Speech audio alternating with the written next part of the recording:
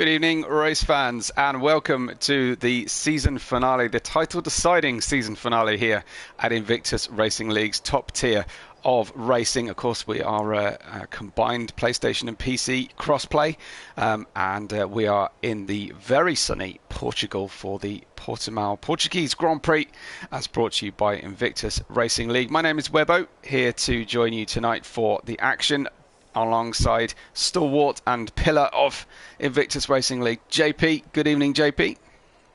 Good evening, Webber. How are you? Yeah, doing well and excited to award our season 16 titles tonight. Talk us through what situation, what state of play we find ourselves in, and how things might shake out. So, in terms of the drivers, obviously it's a two-horse race now between Nick Justin and Ghost. 11 points separate them, so it's a bit of a tall order for Ghost. In short, if Ghost requires at least a second-place finish, and that would be with Nick not finishing. If Ghost was to take a full allocation of 16 points, however, first and fastest lap, Nick Justin would only have to get P6 to take the title. And it looks like from the tower of names on the left-hand side, there's tier 2 drivers that will not count, so only 10 scoring tier 1. In terms of constructors, though, that's a little bit closer. McLaren lead AlphaTauri by 7 points. That's the McLaren crew of Ghost and Reshka. Yep. AlphaTauri, Karen Searle, MDJ, they're only 7 points behind that, behind the McLarens. Then the Alfa Romeo, Nick Justin, the only man here, they are 11 behind McLaren, so it's still to play for in that constructors fight. So 11 points between Nick Justin and Ghost in that order, and 11 points between McLaren and Alfa Romeo in that order. Couldn't shape it any better. But we're about to go flying for our first lap here, JP, on board the Williams with Owen heading down the long straight. Yeah, so here we go then. 4.6 kilometres into turn 1. Flick in, and Owen's taken way too much curb there. We'll go on Nick Justin instead. So into turn 1, down to 6th gear for Nick Justin. Little clip of the inside curve, but not too much, as Owen found out. Turn 2 is flat. Turn 3, a tight hairpin right. No traction. 4th gear on the exit. Turn 4, got to be careful. Easy to lose the rear end over the crest. The rear does go light. Over the crest through the DRS zone into turn 5, a hairpin left. Have to make sure you get it tucked in, get it straight before you nail the throttle. Otherwise you risk spinning the car. Turn 6 is a flat left into 7. Just down 1 gear, flick it through, and then into turn 8. Again, a very infamous turn for spinning because of the angle and the camera of the road. Up over the crest, 9's a flat left, 10 and 11. You pretty much ignore the apex for 10 to open up and hit the apex for 11. Give yourself as much time, as early a chance to get on the throttle. 12 a flat left, 13 uphill braking, down to 30. You can brake very late through there, so for people to close up. Turn 14, a long right-hander hairpin. There's a couple of lines you take to there, Nick Justin, kind of like the middle line, in my opinion, on that one. And then turn 15, absolutely flat all the way through, so the keep to the right-hand side for the shortest run to the line. It's going to be a 117.2. That was very handy and excellent track guide from yourself there, JP. And Nick Justin straight out and on the pace. Owen is still recovering, I think. Is that ARL uncharacteristically sort of second or third on track? I'm just looking at these runoff areas, which might save our drivers tonight. There's a decent tarmac runoff before you hit gravel in nearly every major corner. This track built predominantly for track day enthusiasts who are driving their own cars, not necessarily for paid drivers who are can do whatever they like to the cars that they're driving. ARL gets a 120.426, and I say that because that informs the decisions that the designers of the track made in terms of those runoff areas. I'm talking about runoff areas. Why? Because we are forecast torrential rain at the start of tonight's race, moving towards dry racing towards the end. But this is a typically pretty low grip circuit, especially just offline, JP, so it's going to be pretty tough work out there. Yeah, it's not easy when you're offline. I mean, it does have some leniency, but obviously with the runoffs come the very strict track limits. So you have to be very careful around. It's very easy to suddenly pick up 3 seconds in one lap or in a similar number of laps to warning. So it's just one of those circuits you've got to be. It's a very patient-based circuit because of how easy it is to spin the rears up, especially with no track controllers these drivers are running. Yeah. So Merckx, as you mentioned, like no racing assists on the cars here. Merckx is in the Red Bull. He's featured very strongly at the end of this season 16. It's been a long haul this 3 months. I know I haven't commentated every single race. I've missed a few, but it has been a long 3-month, 15 race season here. And the drivers, their form has ebbed and flowed throughout the season. Merckx, I think, is coming very good at the end of the game maturation here. Coming towards the end of his qualifying lap, it is a 1:18.2 for second place. But that is an entire second away from Nick Jewston's first lap. Cameron Searle is on a hot one though, going into through the timing being for the first sector. We'll keep an eye on that. As I say, good evening to Martin and to Lee Harding and everyone else who is watching with us. If you want to shout out, if you want to say hello, we're a friendly bunch, so we can give you a shout out. We want to hear your qualifying predictions here. And we'll talk about race predictions once the grid is set. But welcome one and all to this season finale. Lee Harding says, picking up on it, on what we were saying, he looked at the Algarve calendar and they generally only have about 5 race meetings a year. Yeah, absolutely. It is an underutilised track. It's a glorious track, JP. It really is. Contains some really unique challenges here. Yeah, just the general change of the circuit, up over crest, down crest. It's, as Cameron goes second quickest. Yeah. It's a proper driver circuit. Even though you've got all this space, you still have to have that skill with the throttle application and just making sure you don't do anything silly through some of these corners, like clipping a curb that you shouldn't. Ghost has come around the final corner on his first attempt. I will point out something with Merckx in a minute as well. It's only a 17.6 for Ghost, so third place for now. But Merckx, a second off pace than Nick Jewston, but that is on the medium tyres. Yeah, good spot on that front. We'll keep an eye on Speed Queen as well. Scotty says Cameron podium inbound. Martin said he's not going to be jinxing anybody. And Darryl Whiffen wishes us all an hola in Portuguese. So Speed Queen 1:17.6, right on the pace early doors. And the top 4 all on those soft tyres. So we're waiting to see MBJ and we're waiting to see Reshka post times. But at the moment it is Nick Jewston, title favourite and leader, coming in by 11 points here to try and depose Ghost, our season 15 and reigning champion. Nick Jewston on top from Cameron Searle and Ghost. Speed Queen, Merckx, Ryan, Martin, Ricky Maru, Owen and ARL, the top 10 at this stage. And we can't see how far through qualifying we are. We've got the first runs out of the way at least. It looks like MDJ, maybe Reshka, looking at the possibility of just running 2 fast laps or 2 fast lap stints here, as it looks like now Reshka is on his lap. Maybe he invalidated that first one, I'm not entirely sure. Yeah, he is on a lap old tyres, is Reshka, but he may have just gone for a second hit well in the warm-up. But it's a 1:18.2, 6th place for him so far, which is not a bad thing. Nick Jewston just behind him puts in a 17.0. As Reshka nails the sausage curb like Owen did, and he's just spun at turn 1. Luckily, no one behind him on a flying lap. No, indeed. Well, that was a good time then from Nick Jewston, dropping the bar by a further 0.2 of a second. Martin is on track, but has invalidated very early in his lap. So the one positive he's got on that, with 8 minutes 44 to go, there's time in the bag to recharge that battery, JP, and go again. When you validate early on a lap, you can at least get some reprieve that way. You can, but it also very much depends on what sort of fuel you've got on board as well, because the game's a little bit annoying in the fact that you can't just switch. Once you cross that line after your outlap, your fuel mix, you cannot change back to lean.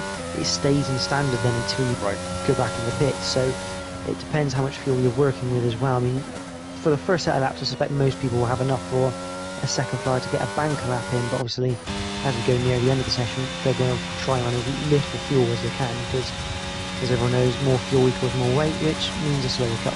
Absolutely. Good evening to Rents, who joins us. Very loyal viewer of ours. Rents, I don't know if you're staying with us for the whole race this time, or whether you need to get your entire race with the comments in quick succession as you did last week. But Mert is on it at the moment. 3/10 JP to the good so far in Sector 1. Yeah, not a bad little split time, but as we know, this is now his first run on the soft compounder tyre, so we're kind of expecting him to be a lot quicker in comparison to his first run up through turn 8. A nice little grip through there, over the crest. Let's see what sort of line he takes through 10 11.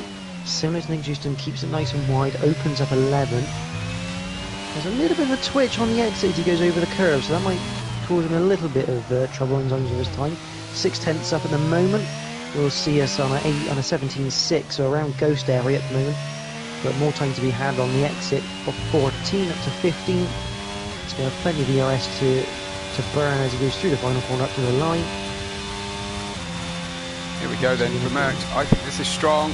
Oh, it's just that final sector wasn't quite there, but he was good enough to beat Nick's first lap, I think there. But he settles in second place, a 17.232, just showing just how strong that lap was from Nick set several minutes ago. Ghost is on a lap, and he is just a shade underneath his first lap time. Scotty gives us a rough estimate line, thanks to Daryl's comment there. Scotty says a 1:16.964 will be the pole lap, so if he's on the money, that will be incredibly strong street cred for him. But just a reminder, in case you're late joining us, we are deciding the title tonight.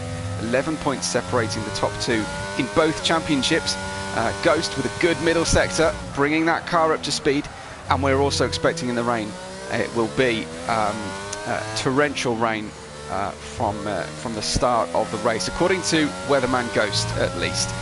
We did have a little bit of disagreement around the weather forecast last week. We didn't really get to the bottom of that, JP, as Ghost comes to the line, and he is going to cross, and this is strong. This is a 17.3 for Ghost, third place. Yeah, good lap time, but I think at the moment, as Ghost has pretty much said for the last couple of rounds, he's not really focused on the drivers. He's going to be focused on getting the constructors with Rush, because we all know it's a tall order here for Ghost to take this driver's title. So if he gets the chance, he will. But I think he's solely now just trying to make sure he scores solid points for the constructors. Speed Queen almost loses it through turn 1. It was a good save. Once again, another person who hit the yellow sausage curve on the inside of 1. Owen's going to come across the line. A 17.959 for Owen, into 6th place for the Williams, which is good to see. And there's MDJ. MDJ down on his time at the moment. He's going to abandon this lap, get a new set of boots on, but it's not looking good here for MDJ. He's kind of been off the boil, as you could say, in the last few rounds. You know he's got good pace, but he just hasn't quite produced it yet. Absolutely. Likewise for IRL, who peaks occasionally, but hasn't been able to deliver the kind of pace needed over the course of every race throughout a very long season. I don't think the tracks have necessarily favoured him. We are in that tricky point in the sort of education year, where people are having to focus a lot of their practice time away on studies and revision and degree theses and all sorts of things that complicate life for the bulk of our cohort, who are around that kind of age. Speed Queen, or Save Queen, crosses the line and only manages a 23.1 on that lap, but I think we'll have some ERS at least left to deploy. Let's stay with her for a minute or two, as Cameron is also on a hot lap, but I'll just see Speed Queen go through the first sector. Let's check in on Cameron, because he's about to come to the end. Starting a hot lap. Good stuff. Let's see what Speed Queen can do then. A purple first sector for Speed Queen. Well worth staying with her then.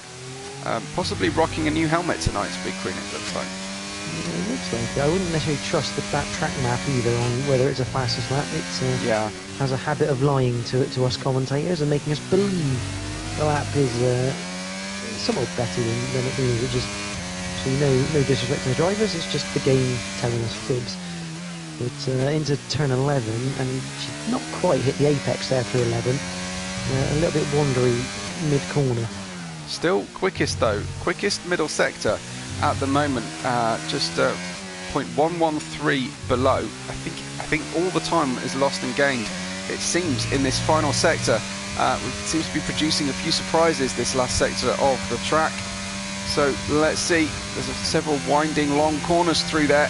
As Speed Queen crosses the line, a 17.5 stays 5th, unfortunately. And Carousel has invalidated the lap he is currently on. He'll go again though, he's saving up that ERS ready.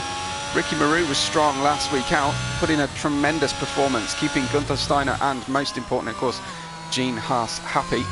And Ricky Maru then going through the second sector. P9 at the moment, I have slightly higher hopes than P9 for Ricky Maru as things shake out towards the end of this session. Let's see, crossing the line then, that's half a second quicker through sector 2 for him.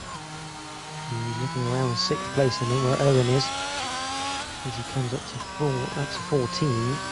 Crucial corner this corner, because you get a good run out of 14, you carry more momentum through 50 and ultimately more pace down the straight.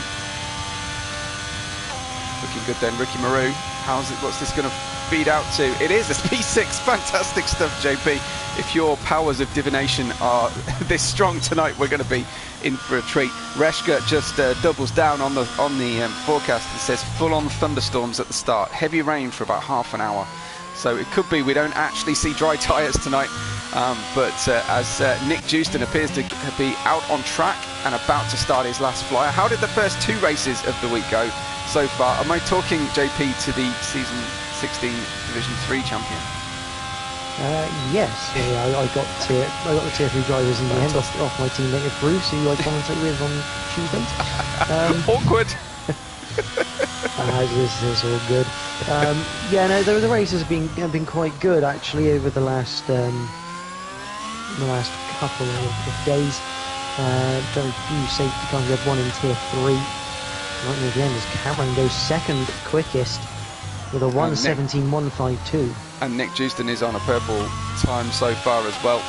Looking a little bit like a daisical coming out of the Rolex hairpin. Might be able to afford that kind of time though. Let's see. But yes, please go on about the earlier races. Yeah, both dry. Both dry, and Ivan yesterday got crowned provisional F2 tier 2 champion in his fight with Rodo McLaren, taking the constructors title yesterday. So it's good omens from McLaren today. As goes across the line with a 17.159, 7,000ths behind Cameron Sill. It is so tight. It is so tight at the top, JP. Nick Jewston is on a really strong one here, staying low through the final corner, going across the line, and it's quicker still. It's a 16.950. So I have to say that Scotty was miles out with a 16.964 prediction. Yeah, so I was expecting him to be a bit closer than that, to be honest. But here comes Merckx. There we go. A small improvement, but no, not to gain the place. Look at that second, third, and fourth position proximity in terms of time. I mean, that is a very, very strong top 4. Yeah, and to be honest, I wouldn't discount Owen at the moment, who's sat in 7th. Oh, no, you can now because you just spun it out. You absolutely can now, yes. And he will not thank me for finding that moment on screen either. ARL is going slowly. ARL's time, his fastest time's on the medium compound, so I don't think we're quite sure what his true pace is here. No, indeed. Let's see. Everybody coming into the pits. No one is going around for another lap at the moment. Owen isn't going to make it. Ricky Moreau across the line stays in 6th position, but qualifying all about our provisional champion here, Nick Jewston. But he's going to have to do it the hard way. He's going to have to do it in thunderstorms from the start of our race. So it really is still anyone's. Ghost has to get second at least. And Nick Jewston, I believe you were saying 8th at least, plus fastest lap. So, well, if he wants to absolutely get it, no questions asked, what Ghost does, P6 is what he needs. P6. Owen said he was a quarter of a second up and binned it. So not happy about that one. but incredibly close at the top, JP. And here is your grid, if it's appeared on your screen already. But Nick Jewston in the Alfa Romeo takes that pole position. Yeah, so Nick Jewston takes the final pole position of Tier 1 for Season 16. Alongside him is Cameron Searle. Row 2 is Ghost and Merckx. Row 3, Speed Queen and Ricky Maru. Row 4 is Owen and Martin. Row 5, Reshka and Ryan. Row 6 is MDJ and ARL. And it's going to be interesting because we've said all season, if these top 4 drivers all have clean races, they are going to be fighting tooth and nail throughout the whole race. And I think that's what we're going to see here. Absolutely. I'm excited to see what ARL can do because, of course, Rio Most Driver only being 12th in our finale here tonight, that means his penalty for starting on those mediums is going to be far reduced. He will have the opportunity to stay with the pack potentially, but of course we're expecting at least inters, if not heavy full wets for the very start of the race. Just waiting our customary few seconds here while the race gets organised and everyone gets their strategies put on. So please drop in your race predictions. You can see the standing full water wets in the pit lane. You can see full wets ready, as JP says. You can just see that in one of the garages. This is going to be absolutely intriguing because we may see 3 compounds of tyre. We may see just full wets all the way. ARL says full wets till the end. Now, he gave us our misleading forecast last week, so we're not believing weatherman ARL or AJLS. And Gam88 says, who's in running for the championship? Well, it's a good time to remind you. It is Nick Jewston 11 points ahead of Ghost, and in the constructors it is McLaren 11 points ahead of Alfa Romeo. So we could have different winning constructor in the drivers and constructors championships, and we could have a back-to-back champions in both of our divisions. It's most likely going to be McLaren and the pairing of Reshka and Ghost that take that back-to-back constructors championships. But of course, with this weather, with this roller coaster of a race, anything can happen. So do tuck in and get yourself comfortable, get those predictions in, and stay with us all the way through this one because it's not going to be over until we see that checkered flag.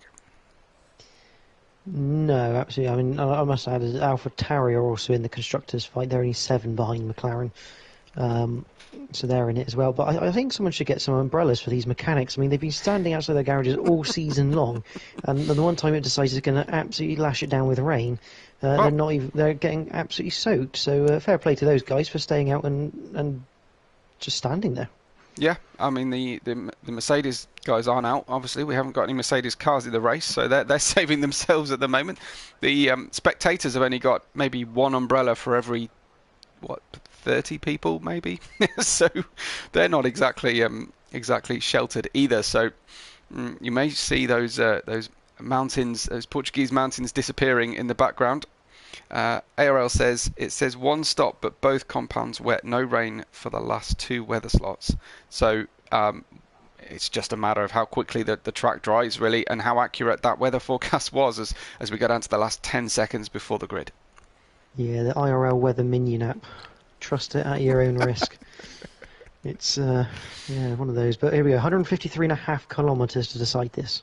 Fantastic stuff. And Ren suggests that it could be a no-stopping race. Absolutely, that is available to the drivers. But the lights are on. We're ready to go for our season finale, season 16, and it's drop the clutch and go from the start. It looks like Cameron Searle with a very good bite initially, and then typically Nick Jewston just engaging that second gearing, stretching the legs away slightly as they try to go several wide into turn 1, and it is low grip offline through the first 2 corners as the lattermost Alpha Tauri is finding out of MDJ, dropping down, as is Ryan versus Owen at the moment at the back, but at the front, the top 4 proceeding very cautiously and carefully. It looks like Ghost almost alongside Cameron Searle going down into the Rolex hairpin. There's lots of closing speed going on into that hairpin as the drivers get tight into there, but with only 12 of them, JP, we are managing to navigate that first sector pretty safely so far. Yeah, pretty clean. Unfortunately, ARL's just had a bit of a half spin, and it looks like Owen's had a bit of a half spin as well in the second sector, but otherwise all good. The biggest movers, though, Reshka and MDJ, both up 3 places. as they try and help their teammates secure the constructors. But, yeah, the number twos are going to play a big factor today, I think, as well, as you sort of allude to that. Yeah, Nick Houston 1.2 ahead. Obviously, we're not going to have any DRS while the rain's here, but it's he's doing his usual. I suspect, I'm not going to give it away, but I suspect he's using up some ERS a little bit. You can use more ERS in the wet because obviously you're coasting into corners more, you're braking earlier. Right. You do save a lot more ERS, so ERS becomes a little bit more available. You don't necessarily have to save it so much in the wet. Absolutely, a 1:35.0. Just seeing how much slower those laps are than qualifying. That's 23 seconds slower, and it is Ryan who has crashed out. It seems on the start-finish straight. JP, how do you crash on the start-finish straight? I've got a feeling. I don't know if there might have been a bit of contact because Martin's now at the back as well. He's carried on. Yeah. But made possibly a bit of contact, maybe side to side, made the car spin and into the outside wall or the inside wall, but it's been left in the middle of the track. It's just a virtual safety car at the moment, so no need for a full safety car, which is good to see. So we should get back to racing very, very shortly. But unfortunate that for Ryan. He looked like he had a fairly decent start, but alas, it was not to be tonight. No, indeed, and unfortunate for our race as well, down to 11 now, and I wonder how many races will actually reach the end. I wonder if these wet tyres or the game mechanics will allow for the fact that as the tread comes off, they become more and more like slicks. I don't think it's going to work that way, unfortunately, but it would be pretty neat if they did effectively become slicks towards the end. We go green flag racing once again, and it looks like Speed Queen, who was quite tightly on the back of Ghost, is now defending from the Red Bull she got ahead of, away from the start here. So looks like Merck trying to get his way back. We have 5 different manufacturers in the top 5. We have Reshka in 6th, and Ghost will be hoping Reshka stays there. So MDJ down the inside of Ricky Maru, coming out of 14, trying to hang it down the inside of 15. I think this is possibly what happened to Ryan earlier. Oh, and that is definitely an indication of possibly what happened to Ryan earlier. Yeah. Almost contact between the Haas and the AlphaTauri. Luckily, they just about get away with it.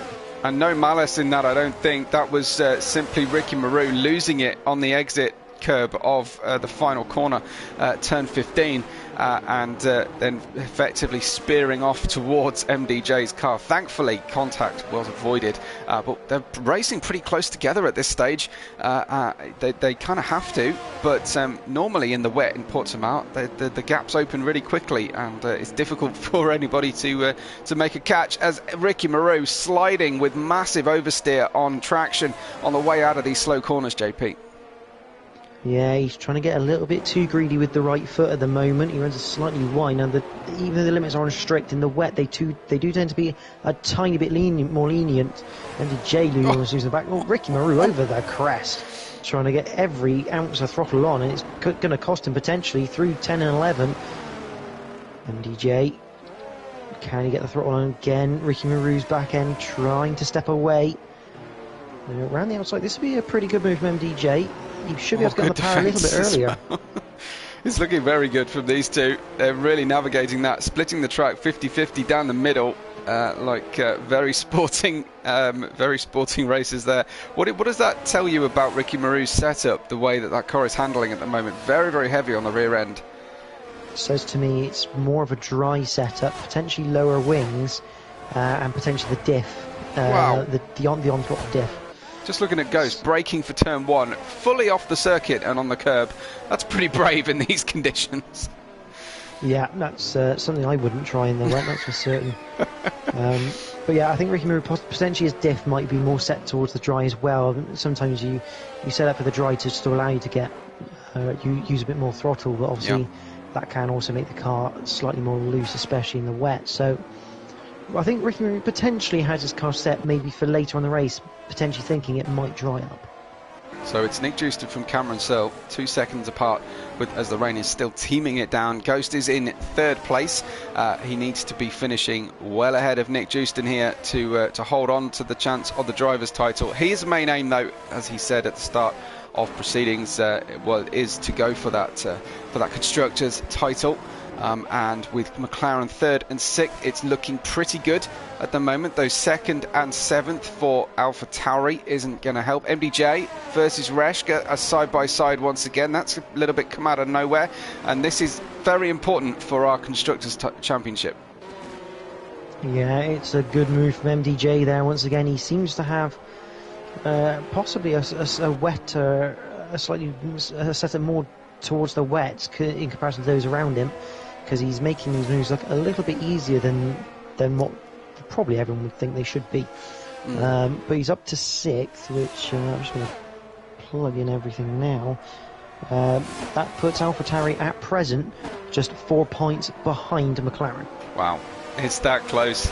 It's a matter of single placings between them that could really swing this one, as MDJ finds his way through the rain and will start to gap the two behind him. Martin and Owen are swapping places. Is that Martin just off the circuit slightly?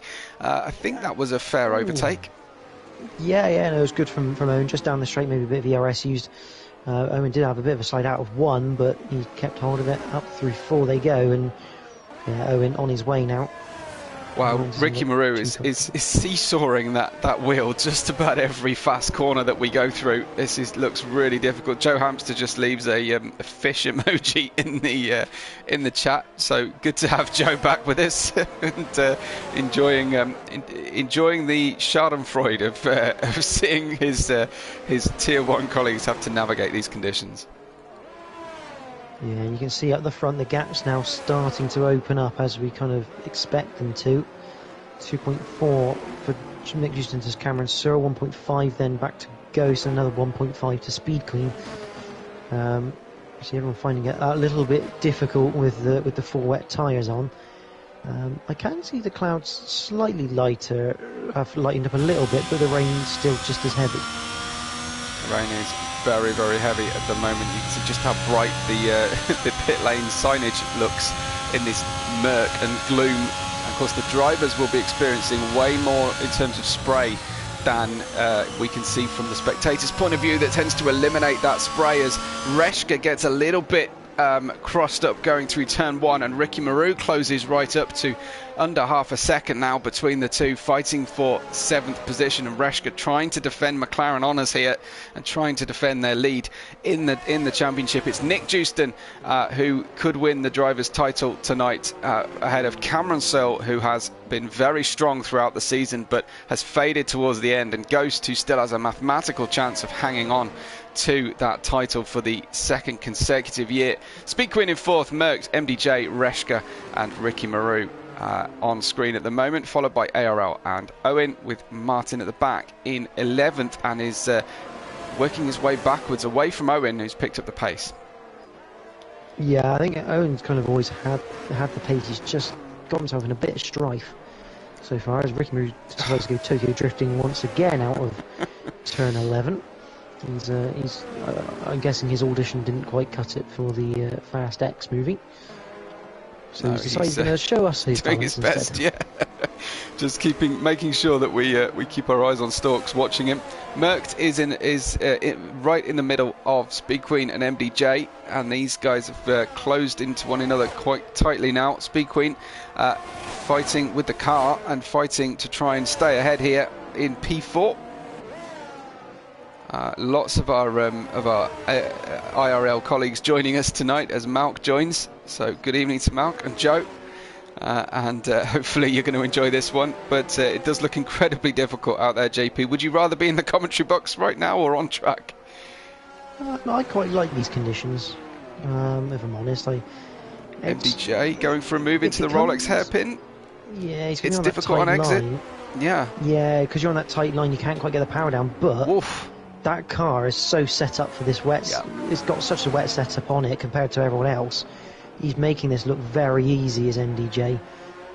But yeah, I mean, I quite like these conditions because to some degree, it doesn't necessarily matter what setup you have. It's all about the skill of the driver in these conditions sometimes. Like you could have someone on a dry setup, someone on a wet setup, but if the guy in the dry setup is a bit more accustomed to this sort of weather, he'll still make that dry setup work. So As they say. I mean, the wet is is motorsport's leveler in terms of performance and driving skill.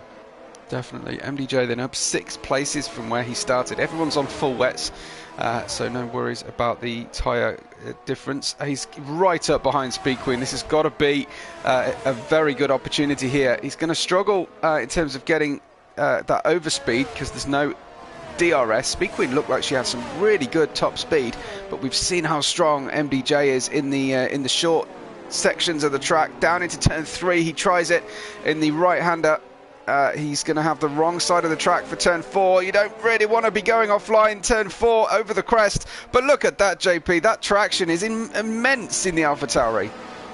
Yeah, great traction for the AlphaTauri, but also normally if you're in the dry, you'd prefer to be on the inside line. In the wet, the outside line is perfectly fine because, like I say, you can open up the wheel earlier and actually get more throttle on, so you can actually do some really nice overtakes around the outside in the wet. But what that means, though, with MDJ now 4th, Reshka staying in 7th, 1 point will now separate the McLarens and AlphaTauri. 171 plays 170. In whose favour?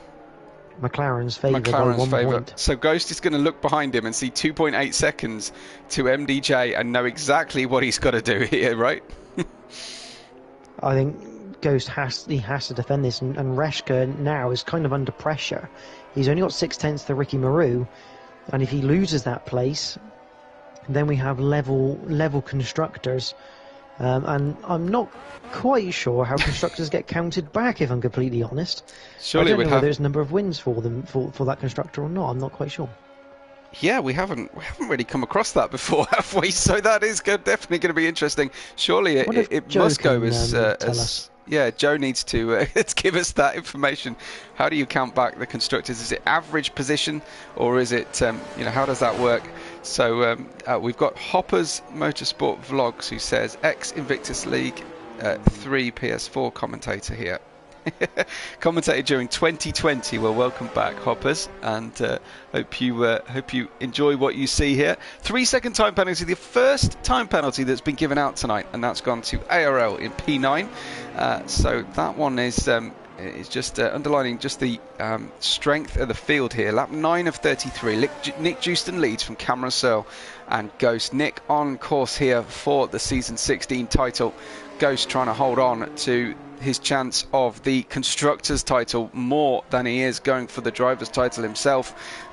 It would be quite remarkable here for Ghost to take 2 back-to-back constructors titles alongside Reshka both times as well. That would be a very good feather in the cap, but it's getting tight, and MDJ is only 1.5 seconds behind him now. Yeah, Ricky Maru once again getting very sideways out of 11, and he is having to baby that throttle through some of these corners. Nick Houston puts another fast lap. Cameron Searle takes fastest lap. That is big news. As now MDJ takes it. Merck now has a 3-second time penalty, so it's all kicking off, going on to lap number 10. That's quite impressive from Merck. He's got the warning coming out of the final corner, so he might have had a bit of a twitch, but that's very interesting. MDJ now with fastest lap means we're all tied up. Oh, wow. For constructors. Good stuff. I think Joe is running through the rule book to try and find out this answer for us. And Kadota says, let's go Cam, cheering on Cameron Searle, who is hovering around that 2-second to 1.5 second gap behind Nick Houston. We'll keep an eye, but it looks like the track is changing slightly with those sudden faster laps there, JP. I wonder if it is starting to dry in some respect. It doesn't look like it on screen. I'd say the rain has lessened to what it was earlier. Right. I'd say it has lessened, so obviously it is still raining, but obviously with the slightly lesser rain, the game does constitute that you are going to get not necessarily a drying line, but there will be slightly less water on the line, so yeah. They're only up to their ankles in the puddles rather than their knees now, as Mert is 0.3 of a second behind Speed Queen. We've got a good challenge on our hands here. Speed Queen trying to hold on, of course couldn't hold back MDJ's strength of driving in the wet here. Merckx is looking for grip around different parts of the racing line. Doesn't appear to have found much on the outside of the penultimate corner there. looking to try and get as close as possible here down the main straight, but it looks like Speed Queen may well be set up for the dry here. She's got really good top speed, but far less grip in the corners, it seems to me, at least my untrained eye anyway. Yeah, I'm not going to lie. If I look at Speed Queen, I'm looking at MDJ, who's only now 9/10 behind Ghost. I have noticed, well, I think Ricky Maru's had one drift too many. I think he's made a slight mistake and he's now 3.1 off Reshka. So Reshka can breathe a little bit for the minute, but MDJ now nearly half a second behind Ghost, and this is crucial at the moment with MDJ having that fastest lap. This is the Constructors' title battle as we sit. Absolutely. Darrell tells us that countback is based on race wins across the team, and then second places and third places and so on. So it's not average finish position for the team. It is, which I feel would be maybe slightly fairer, but anyway, what does my opinion matter?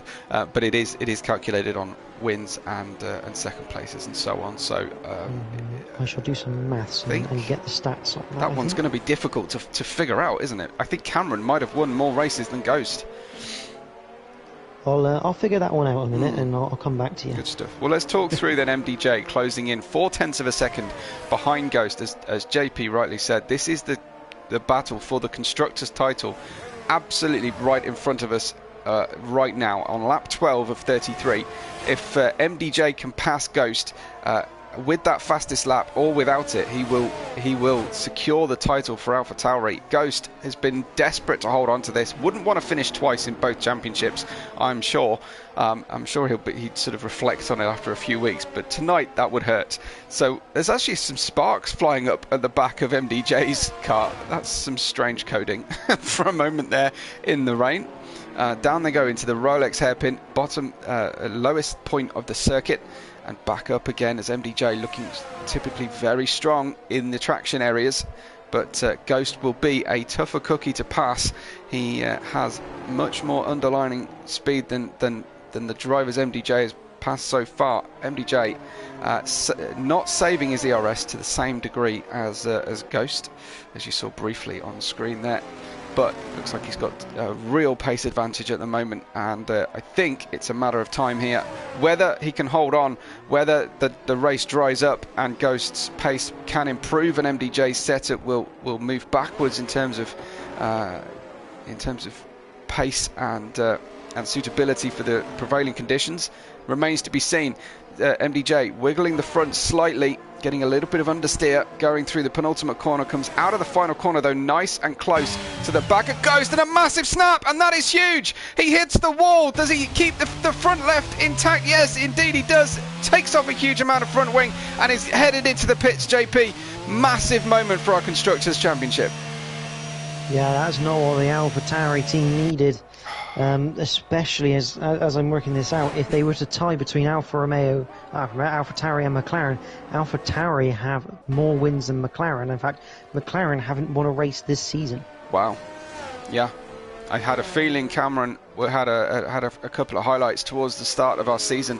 He was very, very strong early doors, but MDJ dropping down the order. Now I wonder, would he consider a roll of the dice here in terms of tyre selection? No, he's gone back for another set of full wets. Are we not nearing the kind of intermediate conditions as the wet tyres started to improve?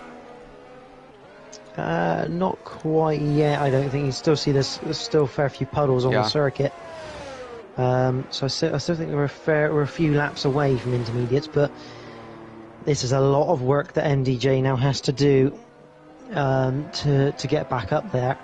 But as we've seen, his car is quick, and if we are correct in saying that the wets, if it stays full wet conditions all the way through, which it doesn't look like it will be, they're going to have to possibly make one pit stop anyway, so MJ might get back into this race just by that if it stays full wet tyres. And we get a fairly small chance of a safety car. We did already see one retirement in the middle of the circuit, and we didn't go for the safety car, so it's possible, but on the outside of the range of probabilities, I think, here to see a safety car, which would of course bring MDJ forward and somewhat equalise. But there's a big old gap between ARL and Ricky Maru that he's going to have to overcome Reshka, of course, has moved up to 6th place as a result of MDJ dropping down, so a double sort of discount there off MDJ's and AlphaTauri's standings. So your current positions as we near the halfway point: Nick Jewston from Cameron Searle from Ghost, then comes Speed Queen and Mert, Reshka, Ricky Maru, ARL, MDJ, Owen and Martin, your 11 car field at this stage, and it is very, very tricky, it seems, to get on touch there, get on terms with a driver from close from behind through that final corner. JP, were we just seeing a drop of aero from MDJ, or was that just a sort of greediness on the throttle to try and maximise the chance of a move into turn 1? What do you think on that front? Could have been a bit of a mix. Obviously, that last corner is a struggle when you're following someone, and you've got to be careful because as you come down, you kind of get a small compression in which the car, obviously, with the suspension becomes loaded. Pit stop for our leader. Nick Jewston comes into the pits, and he was just leaving tyre markings on the track surface.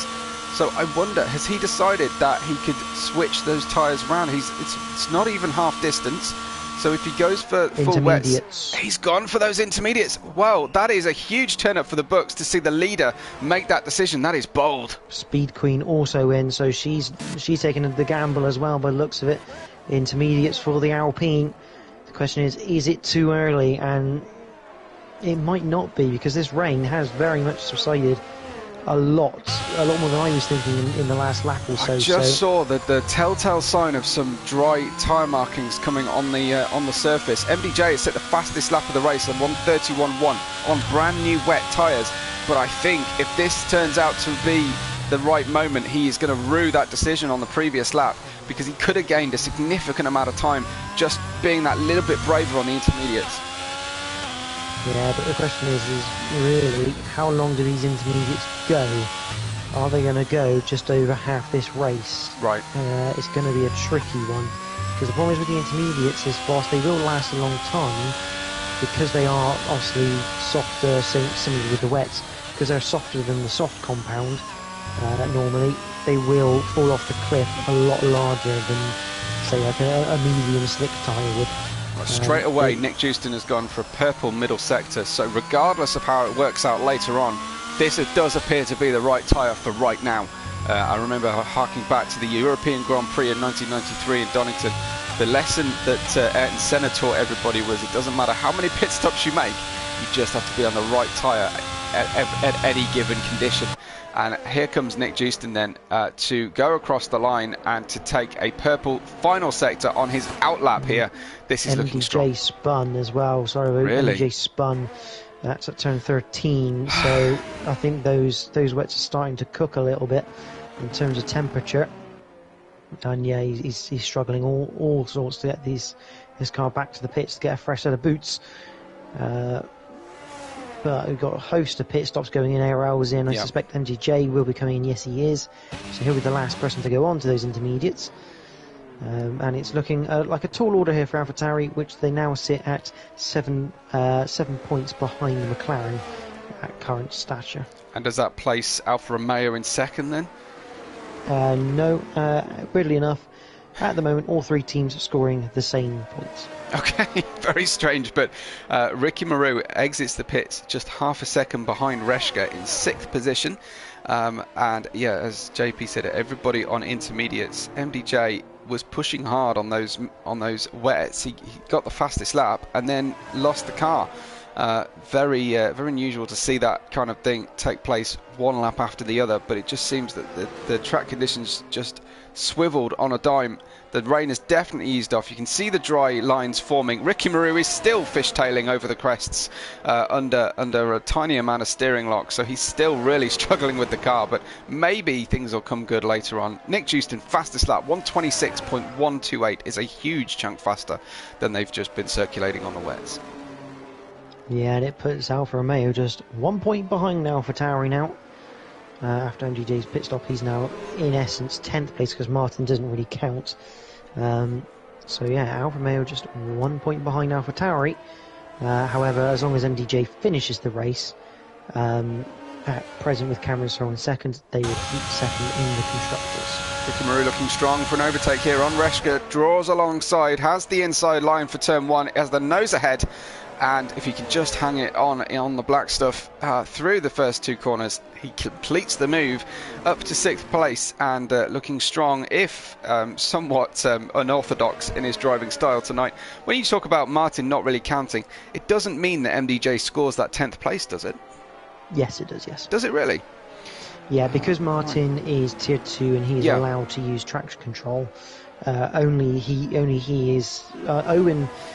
Owen does count in this because he's not using traction control and he's down as a tier 1 reserve. But because Martin, I think, is using traction control, he effectively, whilst he can fight for position on track, that's absolutely within his right. He can basically race like normal, but because he's technically not running to tier 1 regs, he effectively gets eliminated from the results, and everyone behind gets moved up. That makes sense. That makes sense, because I was thinking it was. Anyway. I thought it was equivalent.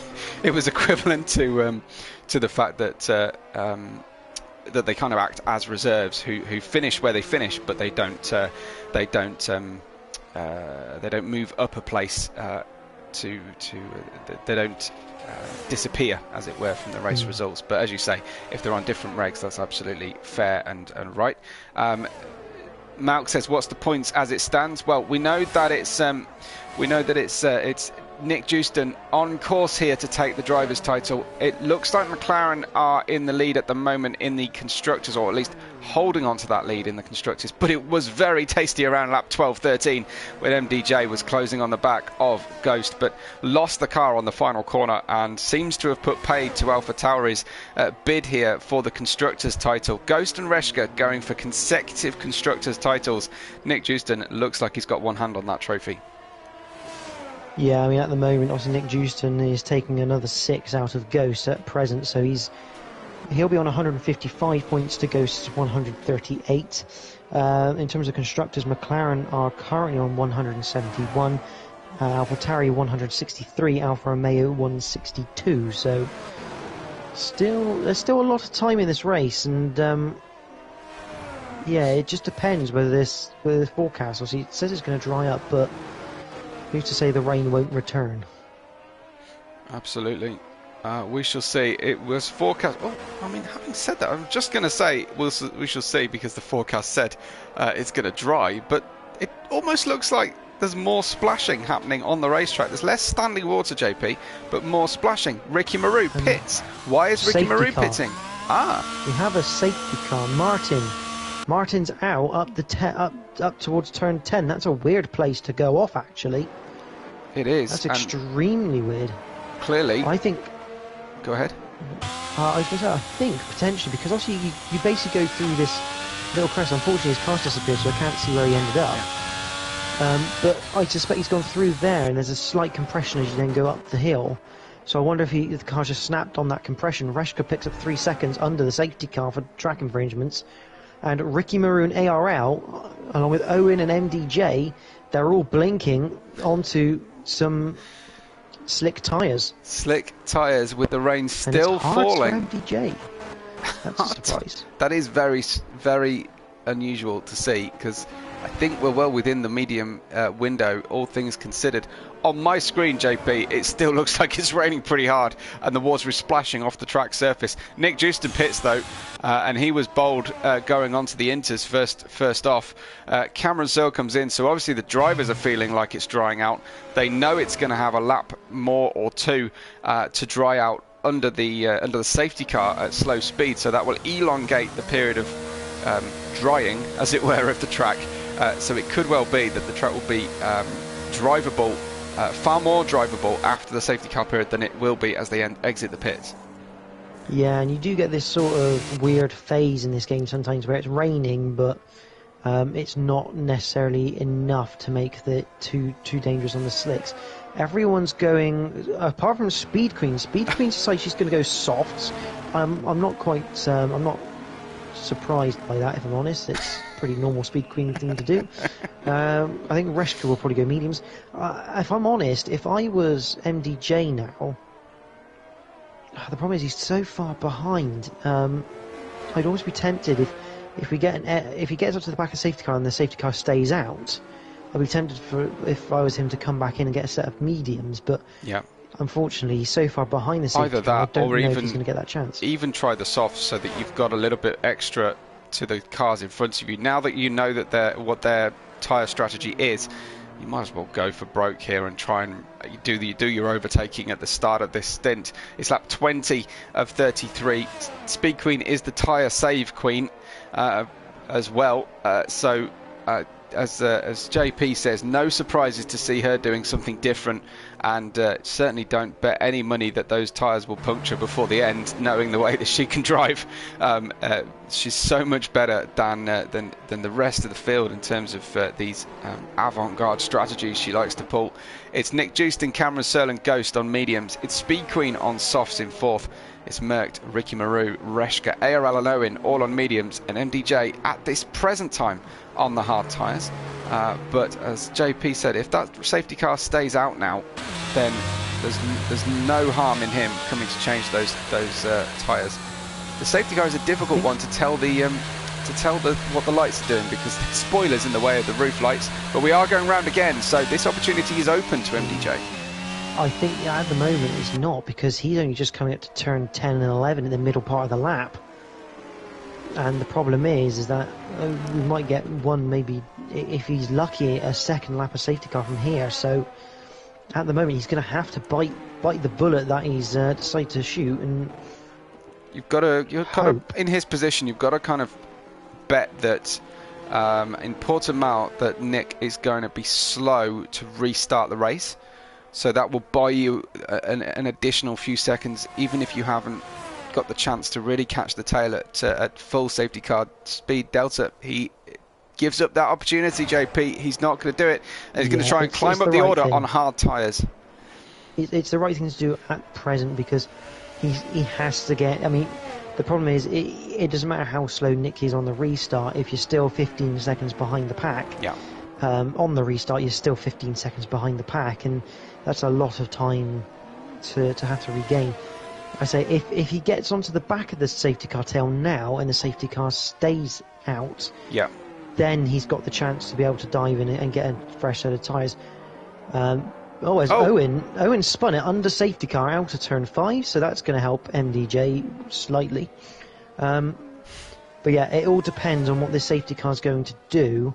It wouldn't surprise me if the safety car is called in at this point now. Yeah, it seems most appropriate, although having Owen so far away from the back of the tail could slow things down in terms of bringing that safety car in.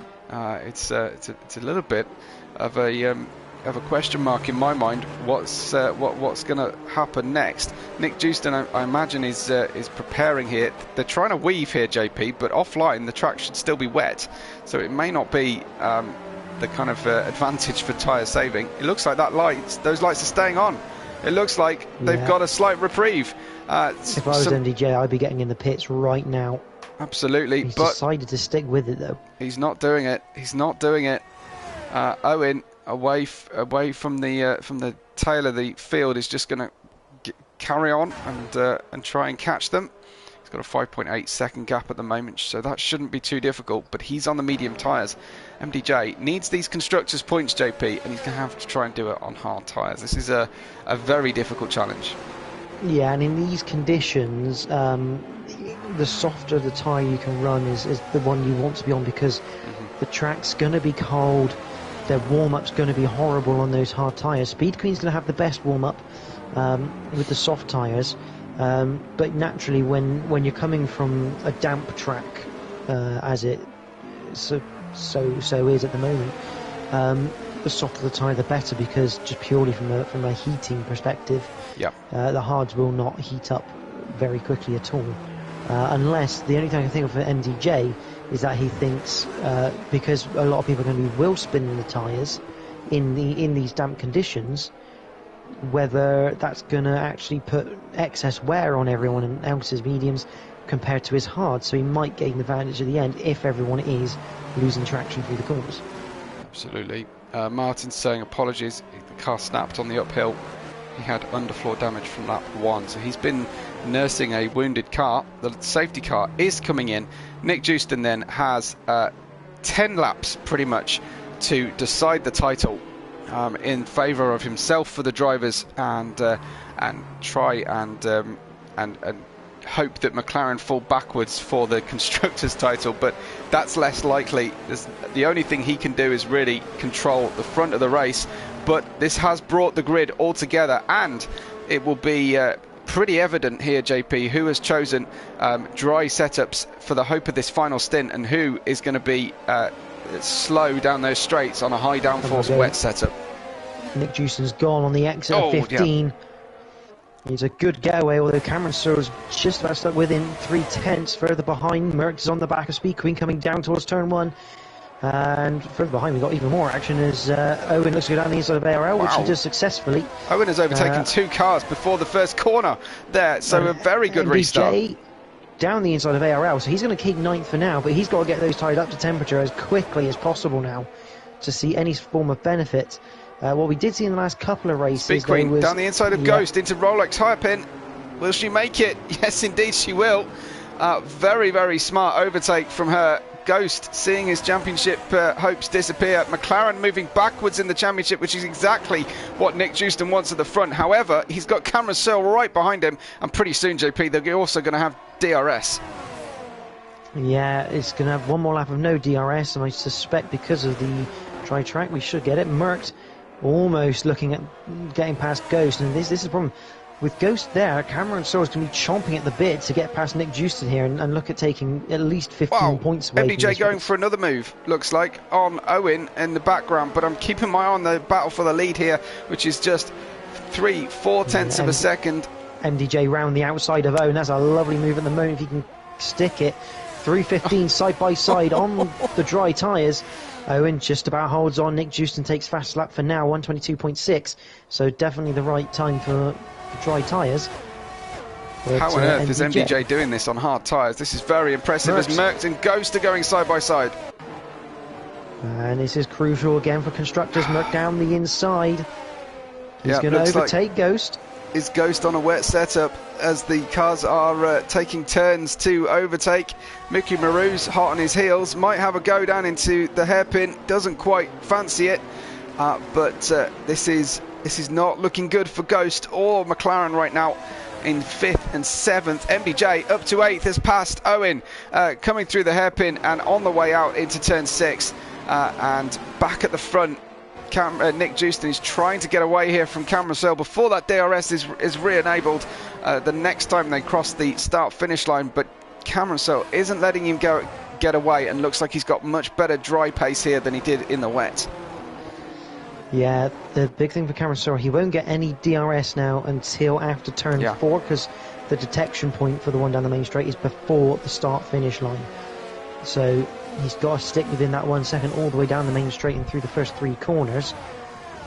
Ricky Marou's just dropped off the back of Ghost here by 1 second, which is what he needs to not be under threat, as we have a host of fastest lap changes, Merckx being the latest one to collect it for now. And it looks like we've got Owen Owen retaking that place, but MDJ, a lovely switchback through turn 1, he'll get 8th back. So this is good battling, but MDJ needs to get off the road after Reshka. Cameron just slipped outside of that 1 second mark from Nick Jewston, so he's got some work to do to close back up. He's also going to have to be looking in his mirrors, because Speed Queen is on the ascendancy. Looking for a podium here, Speed Queen, and who would begrudge her that in the final race of the season? Well, probably the 2 title contenders, frankly, but the rest of us watching, I'm sure, will enjoy it. Speed Queen in 3rd position, Merckx in 4th, Ghost in 5th, and there's going to be a long DRS train behind Cameron Searle at the moment, but he's managed to just close that gap up once again. Let's have a quick sneaky look at the telemetry between the 2 of them, and they're almost identical. So using the ERS, but not abusing the ERS for both of them, and this is going to be very, very tight at the detection. He will be half a second, he will be a second underneath Cameron Searle's time. The DRS will be open, will it? Yes, on the Alpha Tauri, so he will start to regain some of that lost downforce through the final corner. and he's 1.1 seconds behind. I think there was a lot of battery drain going on the back of Nick Jewston's car. That lap through there, JP, on the way down the start-finish straight. Yeah, Owen gets back past MDJ, but I tell you what though, penalties are going to come into play at the end of this race. Reshka's got one, Owen's got one, Ricky Maru's got one. That's going to help MDJ if he can stay within 3 seconds of Ricky Maru. But what's going to help McLaren is that Merckx also has a penalty, and Ghost is not on his tail, but he's within a second at the moment, as MDJ looks to go around the outside of Owen, can't quite get the move done. Fantastic, colossal battle between these two as he's looking for a way through. He can't find it at the moment. Merckx is on the back of Speed Queen now, who's had a slightly rough lap on the soft tyres. Maybe they've cooked already, those softs. Of course, they ran under the safety car a couple of laps, which wouldn't have done a huge amount of damage, but will be doing something. What a switchback from MDJ. Tremendous again. It's perfect, but he has to get rid of Owen now. Yeah. The more these guys fight, the more chance MDJ's got of being outside that 3 seconds of Reshka. And here comes Owen once again. MDJ is out of ERS. He's already flashing and having to harvest. Something's not right with that car. That's not ideal for him. No, in fact, ARL almost got the two of them. He's fully alongside, going around the outside of turn 1. ARL trying to hang it on, or all the way around the outside into turn 3 as well. He'll have the inside line going into 4. What a move from ARL as well, and Owen getting it a little bit wrong on the way out of turn 3. ARL versus MDJ versus Owen. It is tremendous right at the back here for the tail order of the points, as Merckx is right hot on the heels of the podium and trying to take it away from Speed Queen on the soft tyres. Yeah, this is not what MDJ's looking for. We got a spinner, that's Ricky Maru. So that's going to promote everyone up a place. Yeah. So we'll see how that affects everything. Obviously MDJ currently in 9th. So at the moment in the constructors, we won't worry about the drivers because obviously right now Nick Jewston is definitely in the driving seat of that one. Constructors wise, McLaren lead AlphaTauri by 4 points. And we could have a situation here where Reshka finishes ahead of Ghost for possibly the first time in my living memory, at least, to finish this one. Ahead of him. That's true. That's true. Another fastest lap from Nick Jewston. We'll have a look at those penalties in a minute. Here comes Merckx on Speed Queen with the DRS enabled. Goes through into turn 1. Speed Queen, not a lot she could do to defend that one. She stayed on the racing line, and I think those soft tyres might be getting towards the useless end of their tyre life there, JP. Yeah, they don't last long, the softs in this game, that's for certain. As they don't really in real life. But she's done well so far to stay there. And remember, she doesn't have to be in front of Merckx here to take the podium. But as long as she can stay with him, he's quick. Yeah, I get the feeling though that if she drops outside that 1 second, it's going to be very hard to stop him from running away with that. Normal service has been resumed at the front of the race, with Nick Jewston maintaining that 2-second gap. Merckx, fastest car on the track at the moment through that middle sector, and he is gaining on 2nd place. So at this rate, he'll more than gap Speed Queen and Ghost by sufficient to pay off that penalty. He may even be on the run here for a podium if he can get ahead of Cameron Searle and clear them far enough in advance. Fastest lap for Merckx, a 1:19.6. That was very, very impressive lap from the Red Bull driver.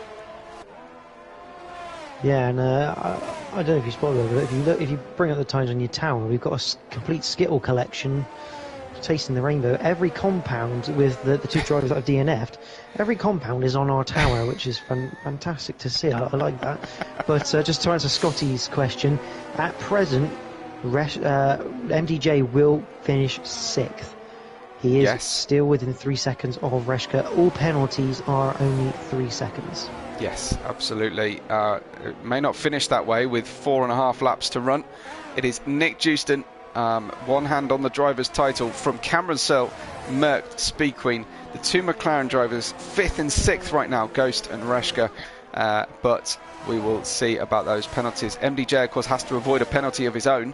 He may be on 2 warnings already. I can't tell you from my screen, but Ghost, Speed Queen looking good in their position. Speed Queen still on course for a podium if she can stay with Merckx, who hasn't been able to maintain the kind of pace he had on the previous lap. I wonder if he's spent a fair amount of his ERS. He still has about 26, 27% at the moment.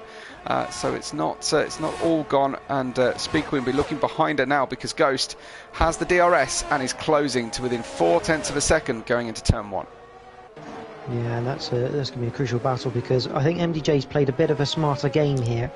He's basically almost decided to, as Ricky Marie retires in the pitch, which is a shame because he had guaranteed points today. Down the inside goes Ghost. This is a terrible time lag just happened on my screen. He almost hovered in mid-air, so couldn't complete the move. I will ask him about that later if he finishes on the podium. But we'll probably talk to him and or Reshka at the end as new champions. Oh, there's a car round. Is that Cameron Searle around from the podium from 2nd position? Cameron Searle spinning. I wouldn't have seen that coming at all, JP, because he's been so consistent so far. No, and that's even bigger because I calculated the points just now with penalties in play, and AlphaTauri were level if the gaps were to stay the same, with Reshka being demoted by his penalty. So, that's really going to sting for AlphaTauri now.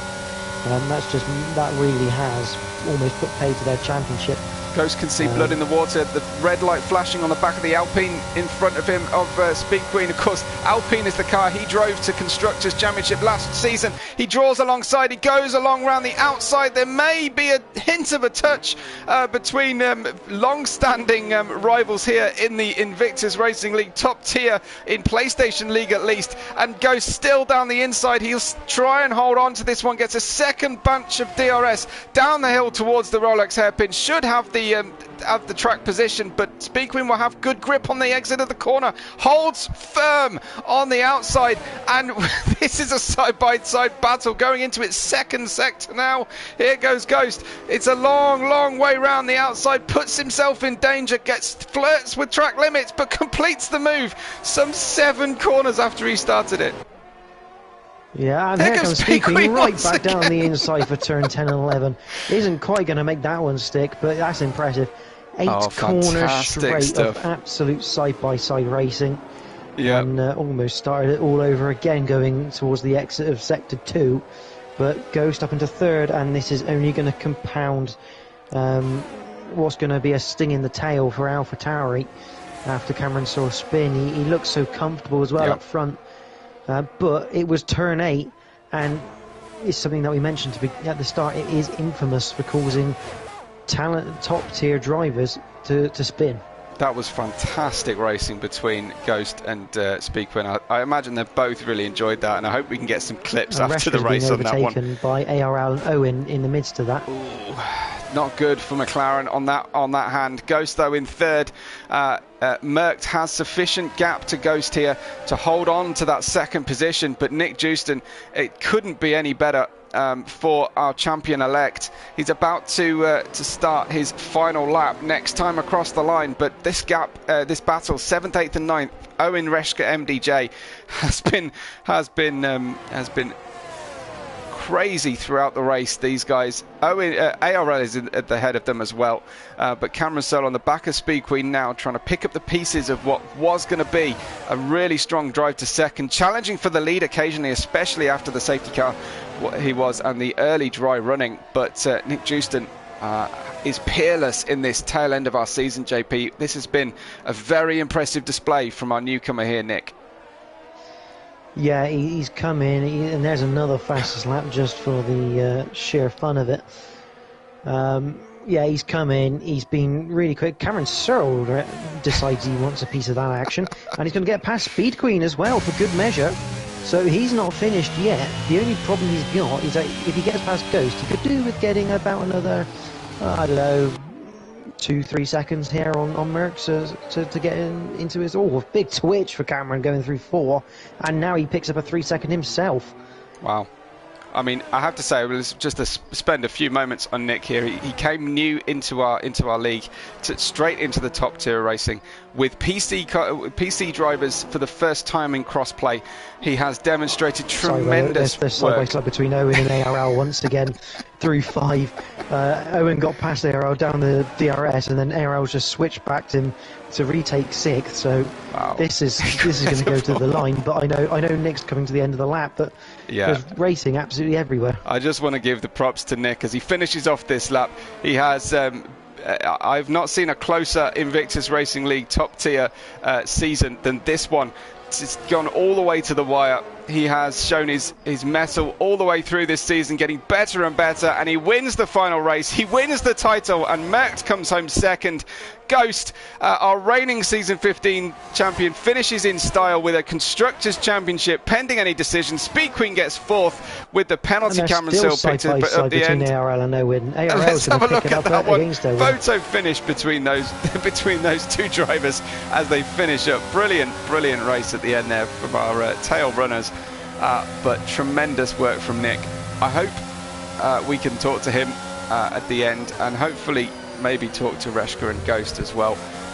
Give them top billing, of course, for their constructors title.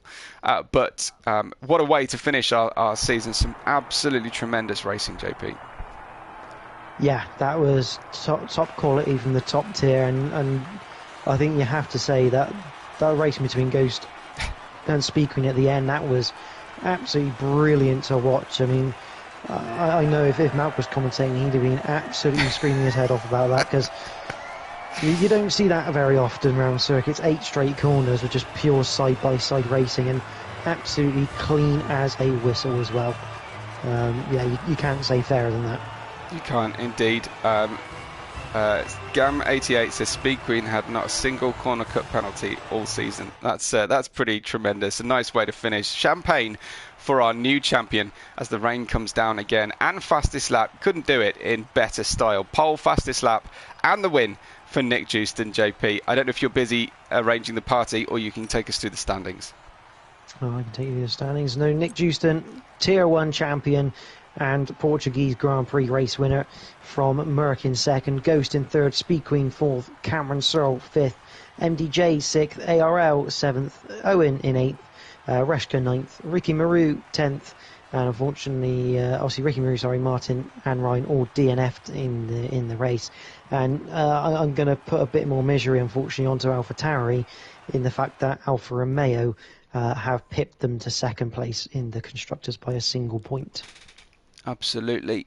Fantastic Portuguese Grand Prix. I know Nick, our new champion, has joined us. Nick, you joined us in round 5 of this championship. You have won 6 races. You have got 3 second places and a 3rd place. You have not. You've only finished off the podium once in the entire season. What a way to be a rookie in the top tier of racing. Congratulations from us in the commentary box. How do you feel? Yeah, thanks very much. Yeah, very happy, of course. The race went very well. Not only did I have a very good pace, but I think I also made the right choices. But it has been a very good season. Didn't really expect to fight for the title and join this league, but after some races, I just thought maybe it was possible, and I just kept pushing. So very happy. Absolutely. Tremendous race, well managed, and very brave move it looked. You were the first person to stop for intermediate tyres. How certain were you about that decision? Yeah, because my engineer popped up. And, I knew that I think one of the AlphaTauris was already going to the pits, and I think he was going quite quick because I was looking how far he was behind another driver. And then I was like, I don't know. And then I saw the pop-up, and I was like, okay, I'm going to go in. Fantastic. So, did you have a human engineer, or was this Mark in the? No. It was just the F1 engineer. Okay. No. I just saw the pop-up from you can go to Inters now, and that normally means that it's quicker, Boom. So it appeared just on the right time. It was on time in the pits. So and it really paid off. I think it was like 4 seconds quicker than the rest. So. Yeah. Fantastic. There was just a couple of moments there where Cameron seemed to have a little bit of pace in hand to try and bring that gap down, but it looked like for the most part, you were able to manage that gap at 2 seconds pretty much the whole race? Yeah, and the opening few laps was pretty good. I initially felt very much a lot of grip, even though I just ran my dry setup. Yeah. The minor wing adjustment, because I learned from the last race. That was absolutely terrible. And then he gained a little bit on me. I don't know why that was. Maybe he had a bit more wings, but I just struggled with grip. But then on the inters and on the slick tire, it was much better again. As normal, of course, as was a normal setup. So yeah, no, it was perfectly executed. Yeah, congratulations from me. JP, while you ask your next question, let's see some love in the live chat for our new champion, Nick Justin. JP, what have you got for Nick? Yeah, congratulations, Nick. Obviously, another victory and a fantastic championship title in the end for yourself. Obviously, kind of like going back towards like Cameron, obviously, Bubba referred to you keeping that gap. That safety car restart, were you a little bit worried because you didn't, normally you drop the car behind you very, very quickly in the first lap, but Cameron managed to stick with you for those first couple of laps after the restart. Did that pose any questions in your head as to whether he might actually be able to just keep sticking with you and potentially pose a bit of a threat come on that dry stint? Yeah, because I couldn't really get my tires at the temperature because, yeah, you know, the track was still wet, so you couldn't really weave and stuff, so I just couldn't warm them up. And it seems like he already had warmed them up. I don't know how he did it because he had so much more grip. He almost overtook me, I think, in the second or third turn because he was really close. But then also on the whole lap after that, he was just very close. And I was like, oh, he has good pace as well on this stint, you know. So I was already managing with ERS, and then at some point the pace switched over. I gained a lot more grip, and then I was able to just pull away and just manage the gap, spare some ERS, and then he spun, so that really made it a lot easier. Well, tremendous stuff from us here. I'm sure there'll be plenty of congrats going on for you, Nick. Fantastic to be our season 16 top tier, the very first season that we've had cross-play, so bringing in PC, the best of PC and PlayStation together. So congratulations to you as the season 16 and first cross-play Invictus Racing League Tier 1 champion. Well done indeed. I know we've got other people in the live chat. We've got Ghost and Reshka. Ghost and Reshka, our two-time back-to-back constructors champions. Ghost, if you've recovered after that near whole lap of side-by-side action with Speed Queen at the end of the race, but how are you feeling today? I know you came in thinking that the driver's title wasn't really on, but main target was constructors. Do you feel that? Do you feel good? How do you reflect on this season and today's race particularly? Yeah, we did it. We did it. We won constructors. We defended it. Yeah, it's you know, a difficult season. I mean, compared to last season. But no, yeah, it was. I mean, it was a really a good season all round between the people I battled with all season long. Not counting Nico, I never battled with him. But yeah, I mean, if you can miss 4 races and comfortably win the title, then you know, go off. But no, all we cared about today was constructors because we knew drivers would take an absolute miracle. It would take something like properly extraordinary to happen. So we didn't really care about that. If it happened, then it happened, brilliant. But the focus was constructors, and we got it. It was sweating a bit at the end. My controller ran out of battery with 5 laps to go, so Reshka was just talking on his own. But yeah, no, luckily it's not connected to my wheel or anything. But, yeah, no. So we were just trying our best to secure as many points as possible. When MDJ was so fast in the wet, we were worried. Absolutely, yeah. We knew when it dried up, he'd be struggling. And then obviously Cameron's spin. We think, we haven't properly worked out the maths, but we think that if Cameron hadn't spun, we'd have lost. So yeah, that was massive. Well, JP we went through the maths all the way through, and he's much stronger in numbers than I am. Let me get on to Reshka quickly, because we don't talk to Reshka very often. Reshka, congratulations. I think we talked to you this time last season, right? So... Yeah, the whole last year I've only been in this moon twice. To won the title. So. Congratulations, Reshka. That must have been an absolute roller coaster of emotions tonight, with MDJ's journey up and down the field, crashing out, and then Cameron Searle going strong, and then falling back. How was that race for you? That must have been difficult, just keeping it on the island tonight. It was all over the place. I mean, I think looking back, we made a lot of bad calls today. I think we both went with too wet of a setup. Right. Which didn't help at all. I think when the call to dry is on, after everybody pitched us, we thought, I think Speed Cream might have the right idea here with the softs. So I think there's quite a lot we could have done better today. But no, it was a roller coaster. I had a very rare good start for me. Then MDJ ploughed through the field. Then he span, and it was all excitement again. Then the safety car came out, and he came back, and Ghost dropped to lose position. So it was all over the place today, really. Oh yeah, fantastic stuff. JP, let me bring you in then, and you can talk to Ghost and to Reshka, our new McLaren Constructors champions. Yeah, congratulations, guys! A fantastic defence of your title, and just to answer you, Ghost.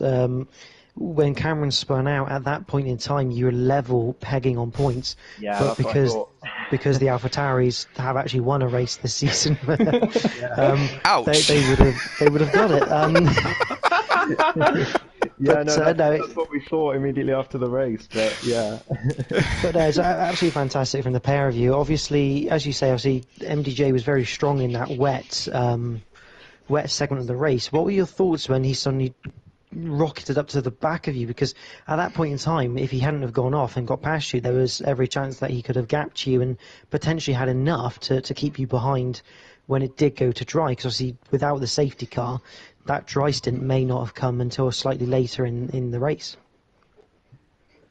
Oh, I'll let Reshka talk. He hasn't talked all season. So.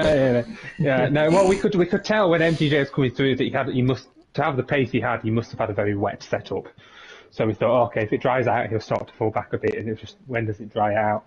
And I could kind of tell that in the last stint because I was racing him. It was me, Owen, ARL, Ricky for a bit, all kind of racing in a group, trading positions at the end.